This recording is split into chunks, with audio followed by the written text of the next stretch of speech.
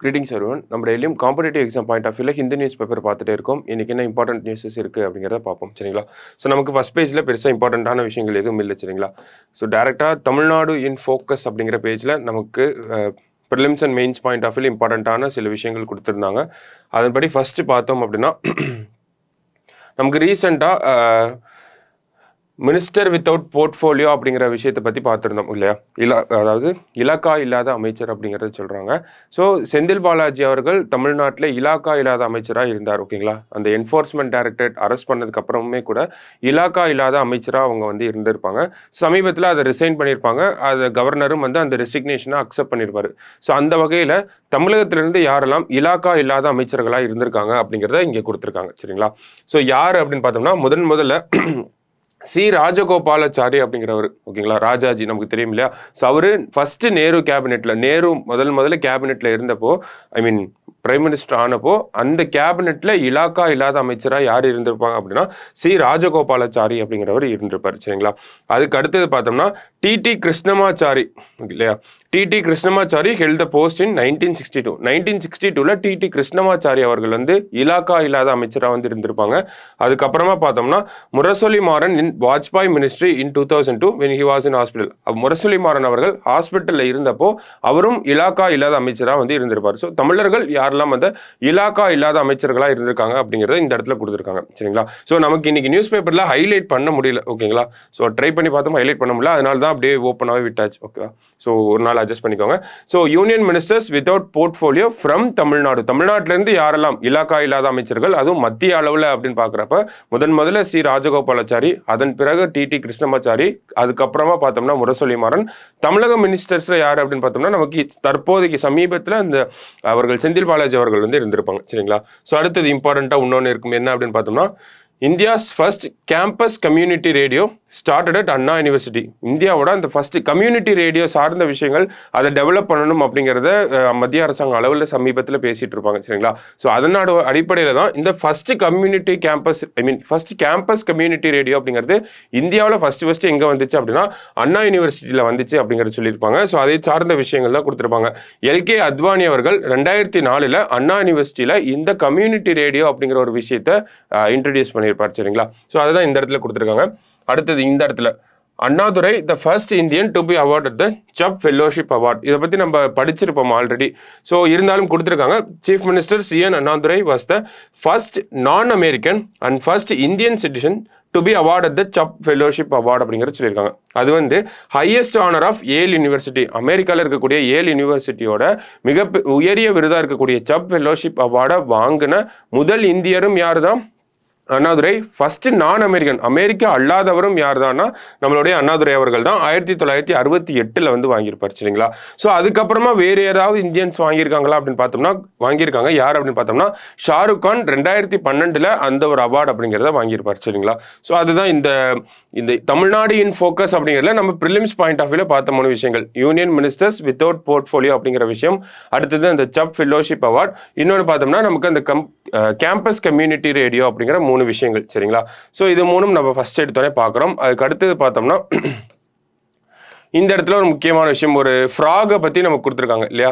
So இந்த Tamil Nadu government வந்து ஒரு விஷயம், ஒரு ஃபண்டை வந்து கிரியேட் பண்ணியிருக்காங்க. என்ன ஃபண்டிங் அப்படின்னு பார்த்தோம்னா Tamil Nadu endangered species conservation fund அப்படின்னு சொல்லி ஒரு ஃபண்டு வந்து கிரியேட் பண்ணியிருக்காங்க ஓகேங்களா. Tamil Nadu endangered species conservation fund அப்படின்னு சொல்லி ஒரு ஃபண்டு கிரியேட் பண்ணியிருக்காங்க. அந்த ஃபண்டோட அந்த போஸ்டரில் இருந்த ஒரு விலங்கு தான் வந்து அந்த ஃப்ராக் ஓகேங்களா. அதனுடைய பேர் வந்து பர்பிள் ஃப்ராக் அப்படிங்கிறத சொல்கிறாங்க ஓகேங்களா. பர்பிள் ஃப்ராக் அப்படிங்கிறது தமிழகத்திலையும் அந்த வெஸ்டர்ன் காட்ஸ் ஒட்டி கேரளாவிலையும் தமிழ்நாட்டிலையும் இருக்கக்கூடிய அந்த ஒரு ரீஜனில் இருக்கக்கூடிய ஒரு ஃப்ராகாக இருக்குது, ஒரு தவளையாக இருக்குது சரிங்களா. ஸோ இந்த Tamil Nadu endangered species conservation fund கீழே அதையும் ப்ரொடெக்ட் பண்ண போகிறாங்க ஓகேங்களா. அதனால தான் அந்த போஸ்டரில் வந்து நமக்கு கொடுத்துருப்பாங்க. ஸோ அது என்ன விலங்கு அதை பற்றின விஷயங்கள் தான் இந்த இடத்துல கொடுத்துருப்பாங்க சரிங்களா. So Tamil Nadu endangered species conservation fund அப்படிங்கிறத 2024 இந்த வருஷம் பட்ஜெட்டில் வந்து சொல்லியிருப்பாங்க சரிங்களா. ஸோ பட்ஜெட்டில் சொல்லப்பட்ட இந்த ஒரு விஷயத்தை பற்றி தான் நம்ம இங்கே பார்க்க போகிறோம் ஓகேவா. ஸோ அடுத்து வேறு என்ன கொடுத்துருக்காங்க அப்படிங்கிறத பார்ப்போம். ஸோ இந்த கன்சர்வேஷன் ஃபண்ட் இருக்கு இல்லையா, ஸோ இதுக்கு கீழே இந்த பர்பிள் ஃப்ராக் வந்து நம்ம ப்ரொடெக்ட் பண்ண போகிறோம் அப்படிங்கிறத சொல்லியிருக்கோம். ஸோ நிறையா ஐயூசிஎன் ஸ்டேட்டஸ் படி என்டேஞ்சர்ட் அப்படிங்கிறத சொல்கிறாங்க. சமீபத்தில் அதனுடைய அந்த என்டேஞ்சர்ட் அப்படிங்கிற டேக் கூட மாற்றிருப்பாங்க சரிங்களா. ஸோ என்ன மாதிரியான த்ரெட்ஸ் இது ஃபேஸ் பண்ணுது, என்டேஞ்சர்டுன்னு நம்ம சொல்கிறோம், அப்போ இதுக்கு என்ன மாதிரியான ஆபத்துகள் இருக்குது அப்படிங்கிறத சொல்லியிருக்காங்க ஓகேங்களா. ஸோ அதுக்கு முன்னாடி இருக்கக்கூடிய விஷயங்கள்லாம் அது என்ன ஃபேமிலியில் வருது, அதோட சயின்டிஃபிக் நேம் என்ன, எப்போ கண்டுபிடிச்சாங்க, அந்த மாதிரியான விஷயங்கள். ஸோ அதெல்லாம் நம்ம அவ்வளோ டீப்பாக போக தேவையில்ல. என்ன மாதிரியான த்ரெட்ஸை ஃபேஸ் பண்ணுது, ஃபர்ஸ்ட் ஹேபிடேட் லாஸ் அப்படிங்கிறது சொல்றாங்க. ரோட் நெட்வொர்க்ஸ் த்ரூ தேர் ஹேபிடேட்ஸ், அதனுடைய வாழ்விடத்தை இழந்துட்டே வருது. எப்படின்னா நம்ம அது பார்த்தோம், அதெல்லாம் வந்து வெஸ்டர்ன் காட்ஸ் அந்த சைடு தான் இருக்குது, மலைப்பகுதிகள் அந்த மாதிரியான இடங்கள்ல தான் இருக்குது. ஸோ அந்த மாதிரியான இடங்கள்ல நம்ம ரோட் போடுறப்போ அதனுடைய வாழ்விடம் அப்படிங்கிறது அழிக்கப்படுது அப்படிங்கிறது சொல்கிறாங்க.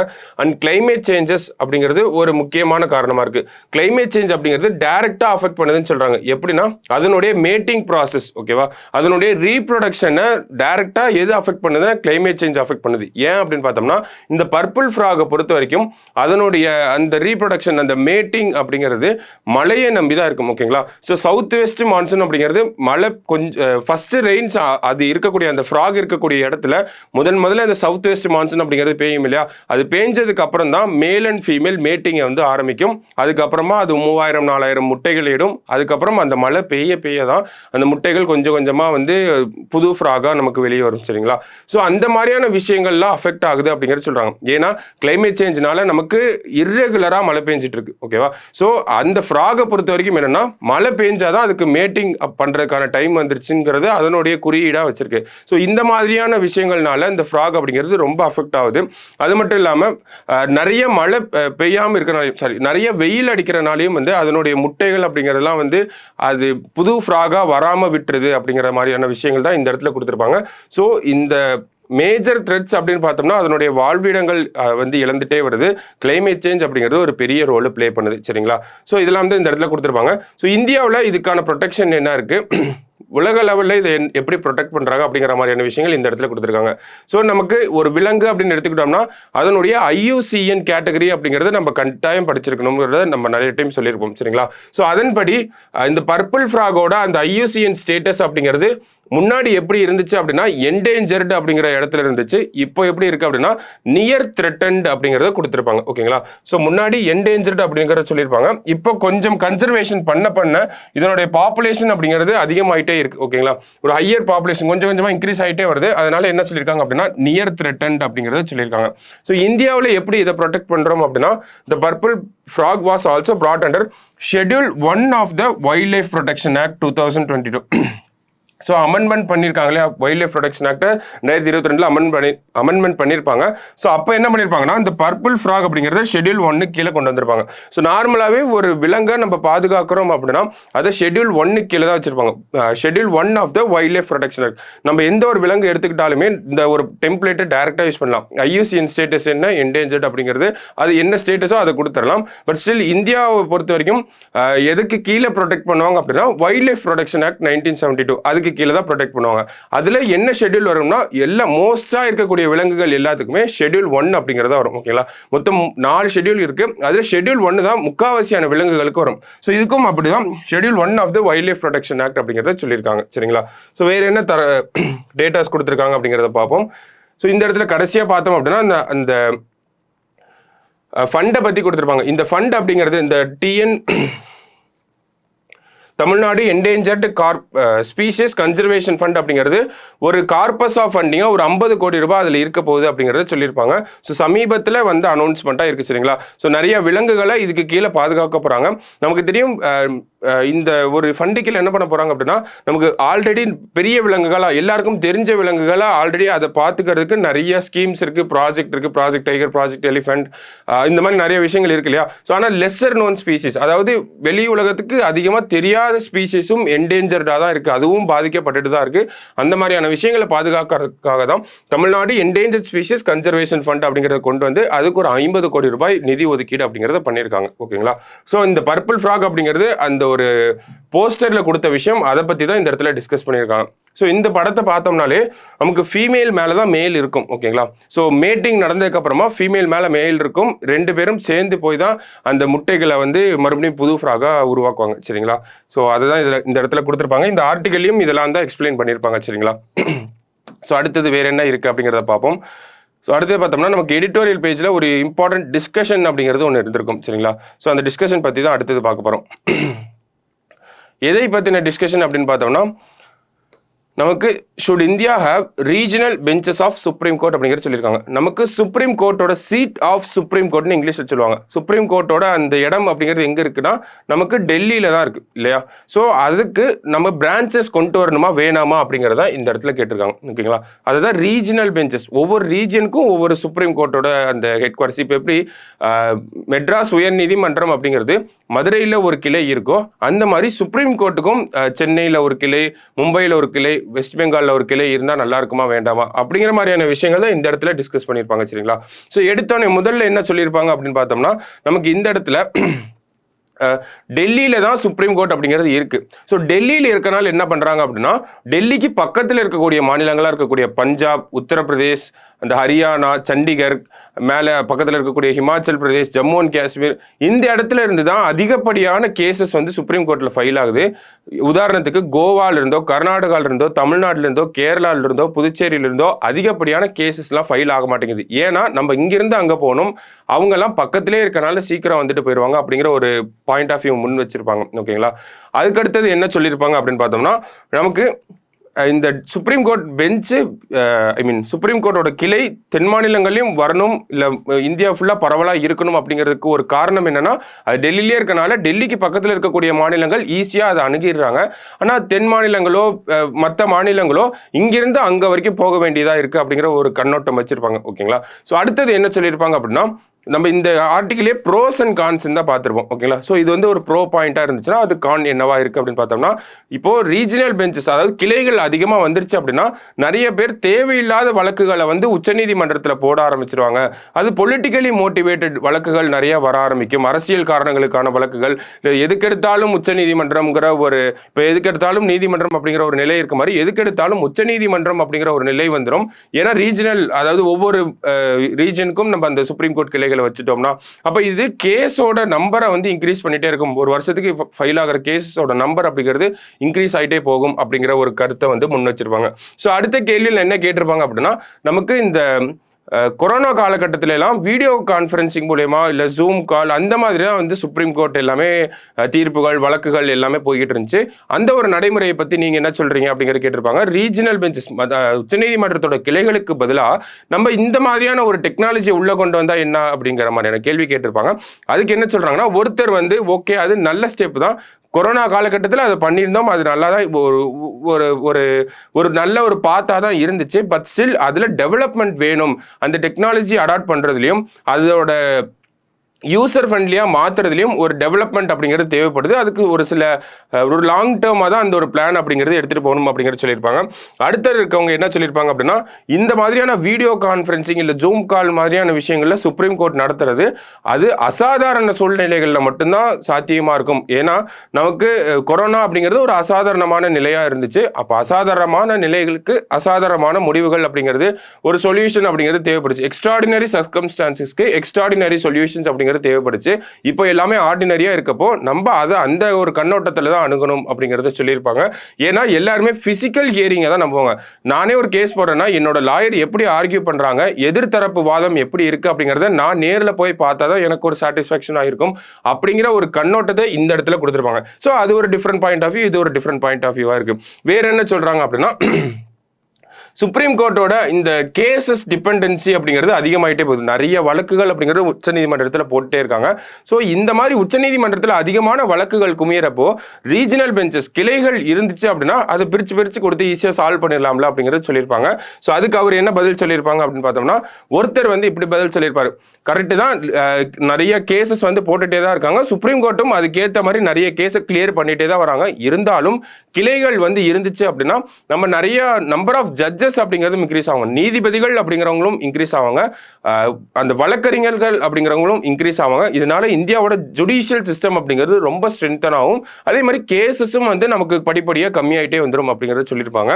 ஸோ இவங்க இன்னொருத்தர் என்ன ஒரு பாயிண்ட் ஆஃப் வியூ முன் வச்சிருப்பாரு அப்படின்னு பார்த்தோம்னா, நமக்கு வெளிநாடுகள் அமெரிக்கா, பிரான்ஸ் போன்ற நாடுகள்லாம் கிளைகள் இருக்காது உச்சநீதிமன்றத்துக்கு. ஆனால் உச்சநீதிமன்றம் 2 டைப்ஸாக வந்து இருக்கும் அப்படிங்கிறது சொல்றாங்க. கிளைகள் வேற, டைப்ஸ் வேற. ஓகேங்களா?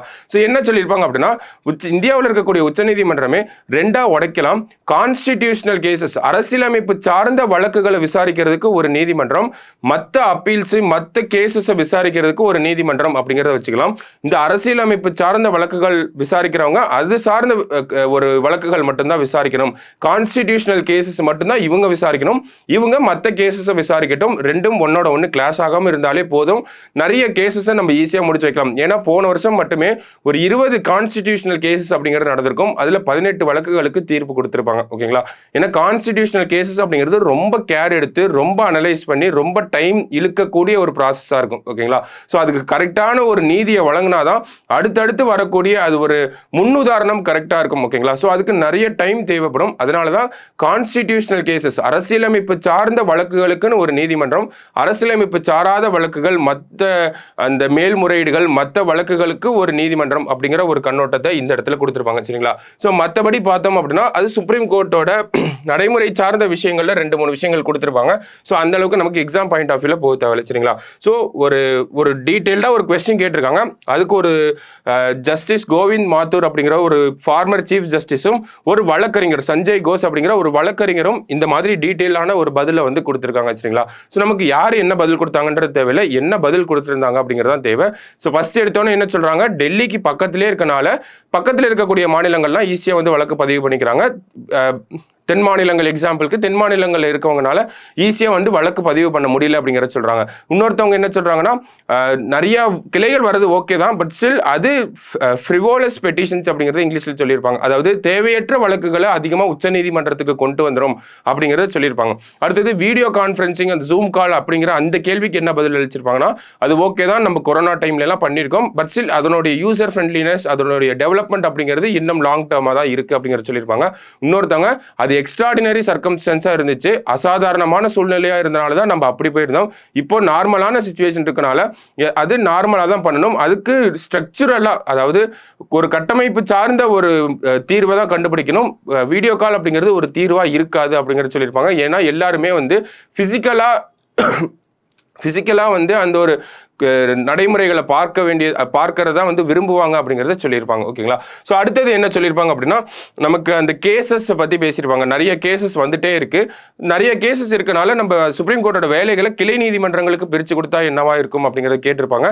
ஸோ அதுக்கு என்ன சொல்லியிருப்பாங்க அப்படின்னா, ரீஜனல் பெஞ்சஸ் வந்துச்சு அப்படின்னா நம்பர் ஆஃப் ஜட்ஜஸும் இன்க்ரீஸ் ஆவாங்க, நம்பர் ஆஃப் லாயர்ஸும் இன்க்ரீஸ் ஆவாங்க அப்படிங்கிறத சொல்லியிருப்பாங்க. இவங்க என்ன சொல்லியிருப்பாங்கன்னா, கான்ஸ்டிடியூஷனல் கேசஸ்க்குன்னு ஒரு கோர்ட்டும், அந்த அரசியலமைப்பு சாராத வழக்குகள் மேல்முறையீடுகள் மற்ற வழக்குகளுக்குன்னு ஒரு கோர்ட்டும் போடலாம் அப்படிங்கிற சொல்லியிருப்பாங்க. இன்னொரு விஷயம் நான் சொல்ல மறந்துட்டேன். என்ன சொல்லியிருப்பாங்க அப்படின்னா, நமக்கு இந்த ரீஜனல் கோர்ட் வரனால டிஃப்ரெண்ட் ஆஃப் ஒப்பீனியன்ஸ் அப்படிங்கிறது வந்துருமோ அப்படிங்கிறத ஒருத்தர் பயப்பட்டிருப்பார். ஓகேங்களா? ஸோ என்ன சொல்லியிருப்பாங்க அப்படின்னா, நமக்கு கிளை நீதிமன்றங்கள் வரனால ஒவ்வொரு நீதிமன்றமும் ஒரே வழக்கில் டிஃப்ரெண்டான ஒரு தீர்ப்புகளையோ உள்ள ஒரு வழிகாட்டுதல்களையோ கொடுத்துட்டாங்கன்னா என்ன பண்ணுறது அப்படிங்கிற ஒரு கேள்வி வந்திருக்கும். ஆனால் அதுக்கு இன்னொருத்தர் மறுப்பு தெரிவிச்சிருப்பார். எப்படி அப்படின்னா, முன்னாடி தான் அப்படி இருந்துச்சு, ஏன்னா முன்னாடி அப்படிங்கிறது அந்த செய்தித்தாளை வாசிச்சாதான் நமக்கு என்ன ஒரு தீர்ப்பு வழங்கியிருக்காங்க அப்படிங்கிறது தெரியும். ஆனால் இப்போ அந்த டெக்னாலஜி அப்படிங்கிறது வளர்ந்துருச்சு, சோசியல் மீடியால எல்லாம் உடனே முக்கியமான தீர்ப்புகள் எல்லாமே வந்துருது. நம்ம அப்படியே வரலனாலும் நம்ம அந்த வெப்சைட்ல போய் கூட பார்த்துக்கலாம் முக்கியமான வழக்குகள் என்னென்னலாம் வந்திருக்கு, என்ன மாதிரியான தீர்ப்புகள் வந்திருக்குன்னு. ஸோ அப்போ இருந்த டெக்னாலஜி வேற, இப்போ இருந்த டெக்னாலஜி வேற, அதனால அந்த முரண்பாடுகள் அப்படிங்கிறது இருக்காது அப்படிங்கிறது சொல்லியிருப்பாங்க. வேற என்ன சொல்லியிருப்பாங்க அப்படின்னு பார்த்தோம்னா, நமக்கு ஒரு உதாரணத்தையும் கொடுத்திருப்பாங்க. நிறைய மாநிலங்கள்ல உயர் நீதிமன்றங்கள் அப்படிங்கிறது 2 கிளைகளா இருக்கு. 2 கிளைகளா இருந்தாலுமே அவங்க முரண்பாடான தீர்ப்புகளை கொடுக்கறது இல்ல, ஒன்னோட ஒன்று கன்சல்டேஷன் பண்ணி தான் அந்த தீர்ப்புகள் அப்படிங்கிறதெல்லாம் வந்துட்டு இருக்கு. ஸோ அந்த ஒரு நடைமுறையை நம்மளால பயன்படுத்த முடியும் அப்படிங்கிற ஒரு பாயிண்ட் ஆஃப் வியூவையும் முன் வச்சிருப்பாங்க. சரிங்களா? ஸோ இந்த ஒரு டிஸ்கஷன்ல இருந்து நம்ம எக்ஸாம் பாயிண்ட் ஆஃப் வியூல என்ன மாதிரியான விஷயங்களை எடுத்துக்கலாம் அப்படிங்கிறத இந்த இடத்துல சொல்லியிருக்கோம். ஸோ கொஸ்டின் கேட்டாங்க அப்படின்னா அதுக்கேற்ற மாதிரி இங்க லேர்ன் பண்ண விஷயங்களை அங்க எஸ்டாப்ளிஷ் பண்ற மாதிரி இருக்கும். சரிங்களா? சோ அதான் இந்த ஆர்டிகல்ல நம்ம பார்த்த விஷயங்கள். அடுத்தது வேற என்ன இருக்கு அப்படிங்கறத பார்ப்போம். ஸோ அடுத்தது பார்த்தோம் அப்படின்னா அல்பேனியா பற்றி ஒரு விஷயம் வந்திருக்கும் ஓகேங்களா. So India to open diplomatic mission in Albanian capital. அது என்ன டிப்ளமேட்டிக் மிஷன் அப்படின்னா ஒரு எம்பசி அந்த மாதிரியான விஷயங்கள் தான் டிப்ளமேட்டிக் மிஷன் அப்படிங்கிறது சொல்கிறாங்க. ஸோ நம்ம அவங்க அந்த நாட்டில் போய் ஒரு தூதரகம் அப்படிங்கிறத ஓப்பன் பண்ண போகிறோம், எம்பசி அப்படிங்கிறத ஓப்பன் பண்ண போகிறோம் சரிங்களா. ஸோ அதான் சொல்லியிருப்பாங்க. அல்பேனியா இங்கே வந்திருக்காங்க ஓகேங்களா. நம்ம பார்த்துருந்தோம் நேற்று ரைசினா டைலாக் அப்படிங்கிறது நடந்துட்டு இருந்துச்சு. ரைசினா மாநாடு அப்படிங்கிறது. அதில் கிரீஸ் பிரைம் மினிஸ்டர் வந்து இங்கே சீஃப் கெஸ்ட்டாக வந்து நிறைய விஷயங்கள் சொல்லியிருப்பாரு. அதில் முக்கியமான விஷயமா என்ன இருந்திருக்கும் அப்படின்னா நமக்கு அந்த IMEC India Middle East Europe economic corridor அந்த ஒரு விஷயத்தை பற்றி பேசியிருப்பாங்க இல்லையா. ஸோ அல்பேனியாவும் வந்து அதே ஒரு விஷயத்தை தான் சொல்லியிருப்பாங்க. நாங்களும் இந்தியாவுக்கு யூரோப் உள்ள வர்றதுக்கு ஒரு கேட்வேவா இருப்போம் அப்படிங்கிறத சொல்லியிருப்பாங்க. ஏன் அப்படின்னு பார்த்தோம்னா இதுதான் கிரீஸ் அப்படிங்கிற நாடா இருக்கும் ஓகேங்களா. கிரீஸ் அப்படிங்கிற நாடு இதுதானா, கிரீஸ் இங்கே முடிஞ்சிடும். இதுக்கு மேலே இருக்கக்கூடிய நாடு தான் வந்து அல்பேனியா ஓகேங்களா. ஸோ நம்மளோட ஐஎம்இசி ப்ராஜெக்ட் அப்படிங்கிறது இந்த இடத்துலயும் முடிஞ்சிடும், கிரீஸோடய முடிஞ்சிடும். ஆனால் அல்பேனியா நாங்களும் ஒரு பார்ட்டாக இருக்கணும் அப்படிங்கிறத விரும்புகிறாங்க. அதனால தான் இந்தியா வந்து இப்போ பேசிக்கிட்டு இருக்காங்க. ஸோ இந்த மாதிரி ஒரு ப்ரொபோசலையும் வச்சிருக்காங்க. நாங்களும் ஒரு ஆல்டர்னேட்டிவா இருப்போம், கிரீஸ்க்கு ஆல்டர்னேட்டிவா இருப்போம் அப்படிங்கிறத சொல்லியிருக்காங்க. ஏன்னா அந்த நாட்டிலையுமே வந்து அந்த ஷோர் லைன் அப்படிங்கிறது அந்த கடல் எல்லை அப்படிங்கிறது பெருசா இருக்கும் ஓகேங்களா. ஸோ அதுதான் வந்து சொல்லியிருப்பாங்க. என்னன்னா 500 கிலோமீட்டருக்கு மேலே அவங்களோட கோஸ்ட் லைன் அப்படிங்கிறது இருக்கு. ஸோ கிரீஸ்க்கு பக்கத்து நாடாக தான் நாங்களும் இருக்கோம். ஸோ அந்த மாதிரியான ஒரு விஷயங்களை சொல்லியிருப்பாங்க. ஐஎம்இசியில் நாங்களும் ஒரு பார்ட்டாக இருக்கிறதுக்கு விரும்புகிறோம், அந்த மாதிரியான சில விஷயங்களை வந்து சொல்லிட்டு இருந்திருப்பாங்க சரிங்களா. ஸோ இந்த இடத்துல நம்ம என்ன பார்க்குறோம் அப்படின்னா இந்தியாவோட உதவி அப்படிங்கிறது உலக நாடுகளுக்கு தேவைப்படுது ஓகேங்களா. ஸோ நம்ம ப்ரப்போஸ் பண்ண அந்த G20 மாநாட்டில் கொண்டு வந்த அந்த ஒரு விஷயம் தான் ஐஎம்இசி அப்படிங்கிறது. அந்த ஐஎம்இசி வந்து இப்போ தூங்கிட்டு இருக்க அதை நம்ம வேகமா அதனுடைய வேலைகளை ஸ்டார்ட் பண்ணணும் அப்படின்னு நேத்து கிரீஸ் பிரைம் மினிஸ்டர் வந்து சொல்லிட்டு போறாரு. காசா இஸ்ரேல் அது ஒரு பக்கம் இருக்கட்டும், ரஷ்யா யுக்ரைன் அது ஒரு பக்கம் இருக்கட்டும், நம்ம வேலையை பார்ப்போம் அப்படிங்கிற மாதிரி கிரீஸ் பிரைம் மினிஸ்டர் வந்து சொல்லியிருப்பாரு. எதுக்காக சொல்லியிருப்பாருன்னா இந்தியாவோட உதவி அவங்களுக்கு தேவைப்படுது, இந்தியா அவங்களுக்கு தேவைப்படுறாங்க, அதனாலதான் சொல்லியிருப்பாங்க. அடுத்த நாளே கிரீஸ்க்கு அண்டை நாடா இருக்கக்கூடிய நெய்பரிங் கண்ட்ரியா இருக்கக்கூடிய அல்பேனியாவும் நாங்களும் இதுல ஒரு பார்ட்டா இருக்கிறதுக்கு விருப்பப்படுறோம் அப்படிங்கிறத சொல்லியிருப்பாங்க. இன்னமும் G20 மாநாடு நடக்கிறப்பே என்ன வந்திருக்கும்னா டர்க்கியும் நாங்களும் ஒரு பார்ட்டா இருக்கும் அப்படிங்கிறது சொல்லியிருப்பாங்க. ஸோ இதன் மூலமா ஐஎம்இசியோட இம்பார்ட்டன்ஸ் அப்படிங்கிறது ரொம்ப பெருசா இருக்கு ஓகேங்களா. India Middle East Europe economic corridor அப்படிங்கிறத சொல்றோம். கடல் வழித்தளமும் ரயில் வழித்தளமும் சேர்ந்து இந்தியாவிலிருந்து மிடில் ஈஸ்ட் வழியா நம்ம யூரோப்பை ஆக்சஸ் பண்றதா அந்த ஒரு ப்ராஜெக்டா இருக்கு. G20 மாநாட்டில் சைன் பண்ணோம். நிறைய நாடுகள் விருப்பம் தெரிவிச்சுட்டே வரதை நம்ம இந்த இடத்துல பார்க்குறோம் சரிங்களா. ஸோ அடுத்தது வேற என்ன இருக்கு அப்படிங்கிறத பார்ப்போம். ஒரு இம்பார்ட்டன்டான ஒரே ஒரு நியூஸ் தான் இருக்கு. ஸோ என்ன அப்படின்னு பார்த்தோம்னா நம்ம சிபிஎஸ்சியில் புதுசாக ஒரு விஷயம் பண்ண போறாங்க. என்ன அப்படின்னா 9th-லேருந்து 12th வரைக்கும் இருக்கக்கூடிய எக்ஸாம்ஸ்க்கு ஓப்பன் புக் டெஸ்ட், திறந்த புத்தகத்தை வச்சு எழுதுற மாதிரியான ஒரு எக்ஸாமை வந்து ஃபார்முலேட் பண்ணிட்டு இருக்காங்க, ஒரு டிசைன் வந்து பண்ணிட்டு இருக்காங்க. ஓப்பன் புக் டெஸ்ட் அப்படிங்கிறது அது என்ன பண்ணும் அப்படின்னா the CBSE has said that open book test would focus on higher order thinking skills. Thinking அப்படிங்கிறது நல்லா மேம்படும் அப்படிங்கிறது சொல்றாங்க. Application, analysis, critical and creative thinking and problem solving அப்படிங்கிறது சொல்றாங்க. ஸோ ஒரு கொஸ்டினை கொடுக்குறாங்க, நம்ம கையில் புக்கையும் கொடுக்குறாங்க. கொஸ்டின் அப்படிங்கிறது சிலபஸ்க்கு அப்பாற்பட்டதாக இருக்கும், ஆனால் சிலபஸோட ரிலேட் பண்ணுற மாதிரி இருக்கும். ஸோ அந்த மாதிரியான கேள்விகளுக்கு புக்கை வச்சு நம்மளால் ஆன்சர் பண்ண முடியுமா அப்படிங்கிறத டெஸ்ட் பண்ண போகிறாங்க. அதன் மூலயமா நம்மளோட critical thinking, analytical thinking, creative thinking இது எல்லாமே மேம்படும் அப்படிங்கிறது சொல்கிறாங்க.